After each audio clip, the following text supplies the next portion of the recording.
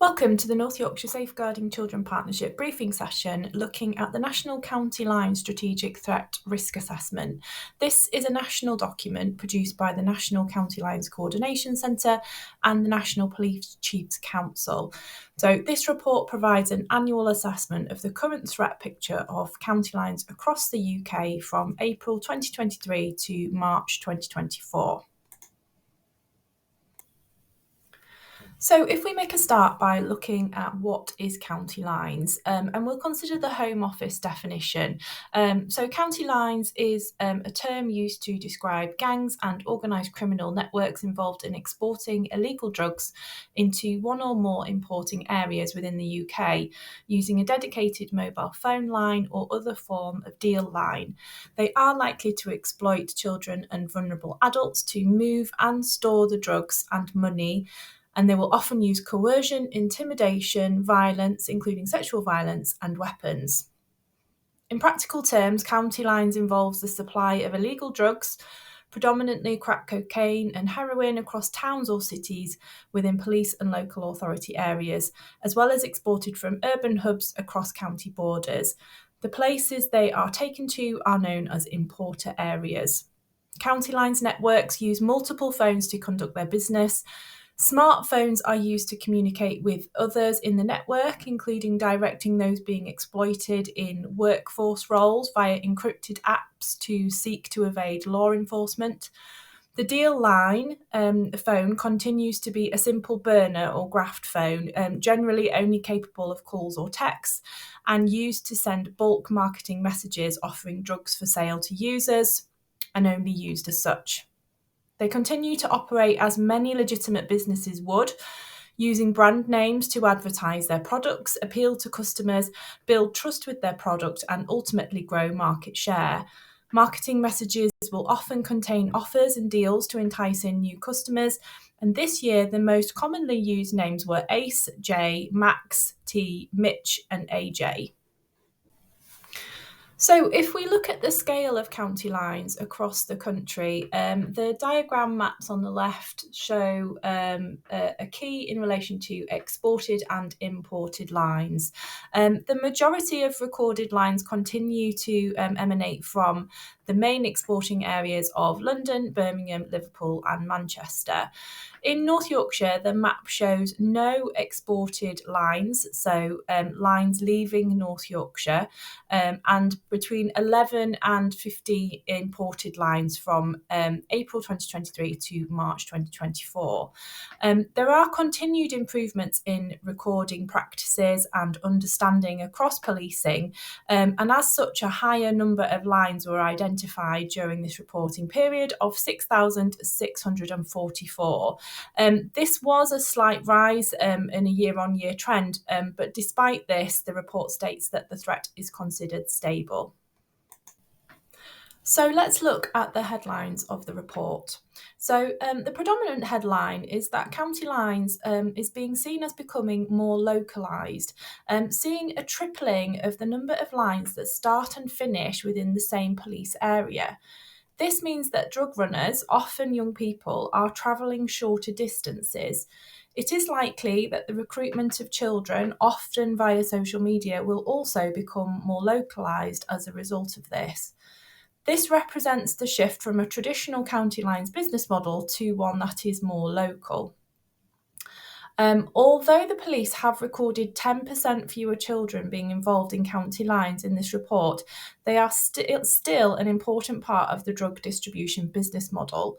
Exploited children in this report are seen as mostly boys, 93%, aged between 15 and 17, 80%, although under 14s, 20% of which can be involved too. The true number of children involved in county lines is believed to be much higher than police data. Despite this trend, the county lines business model continues to involve child criminal exploitation as well as child sexual exploitation. And drug running is seen as the most dangerous part of the county line operation, as young people are carrying valuable cash and drugs. They are finding themselves involved at the front line of violent conflict with other lines, typically over territory.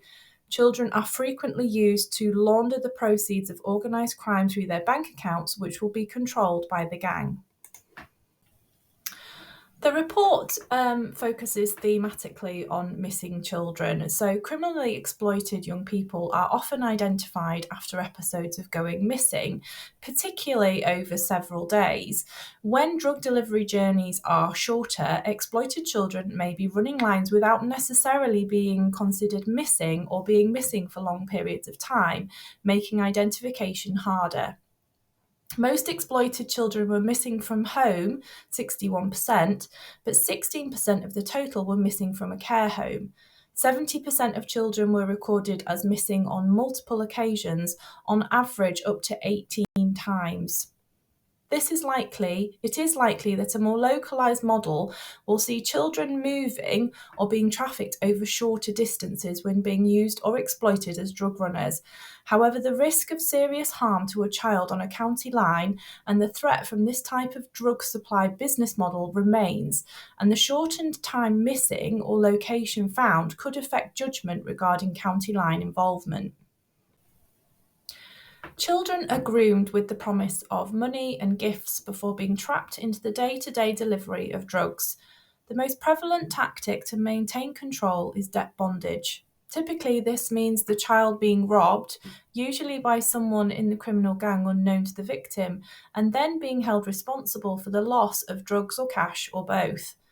There are reports of one group trading debts, with the exploited victim then being forced to work for the new network with the debt increased. Children are also being financially exploited to launder the proceeds of organised crime. Criminals will approach children with offers either locally or via social media and then use them, controlling their bank account to launder the proceeds of crime. Recruitment into county lines continues to take place in person and online. Intelligence on grooming methods remain limited. With high confidence, peer-to-peer recruitment into county lines gangs takes place online via social media apps as well as in person. It is likely that county lines gangs will target local children more at the end supply points as the business model shifts. On this slide as well, I've just included a QR code that will take you to some further information about financial exploitation. The majority of county lines advertise and respond to customers purchasing cocaine and heroin using simple burner or graft mobiles which can only make calls or text. Online drug markets using social media is more often used for cocaine, cannabis, MDMA and ketamine, with delivery to the end user through the postal network. The number of social media accounts advertising drugs for sale is increasing. As well as advertising drugs for sale, social media is increasingly used as the main communication tool for recruiting drug runners. Recent reports from several forces advised of lines recruiting children into drug lines via well-known social media apps used to send messages to encourage or groom them to work on the respective line selling drugs. It is likely this market will continue to grow without stronger intervention by technology companies. The term cuckooing refers to the occupation and/or control of an individual's home in order to commit or facilitate criminal offences. About half of county lines use cuckooed properties, where the gang takes over and controls the householder's property, typically a vulnerable adult, to facilitate crime, manufacture or cultivate drugs, store weapons or sell drugs. In cuckooed premises, there is a rise in bando diaries or nitty diaries being shared on social media platforms. The videos will often be of vulnerable adults who visibly present suffering from the effects of long-term drug addiction and/or poor mental health.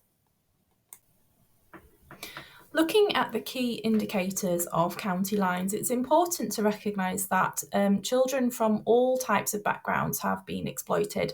However, those with an increased risk of county lines may have been involved in being missing from home, living in areas of deprivation or poverty, experiencing parental substance misuse, having poor mental health, being known to children's services or having a looked after status, being excluded from school. County lines may also use the financial pressures due to the rising cost of living to exploit children into drug supply. It's important to note here as well that women and girls continue to be underrepresented in county lines.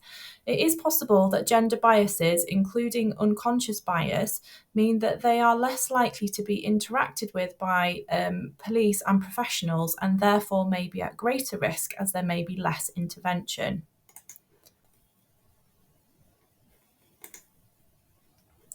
Final slide from me just highlights some of the intelligent gaps on the report, considering the roles of women and girls within the county lines model, an understanding of the change in the county lines model becoming more localised, with young people moving over shorter distances and potentially going missing for shortened periods of time, and understanding of the move to more online platforms and social media to facilitate county lines. I've attached on here as well some further information, a link to the full report, a link to our NYSCP Be Aware Child Exploitation Hub, which has got lots of information around all forms of child exploitation and county lines. And we also have some practice guidance and a 1-minute guide looking at county lines as well. Thank you for listening.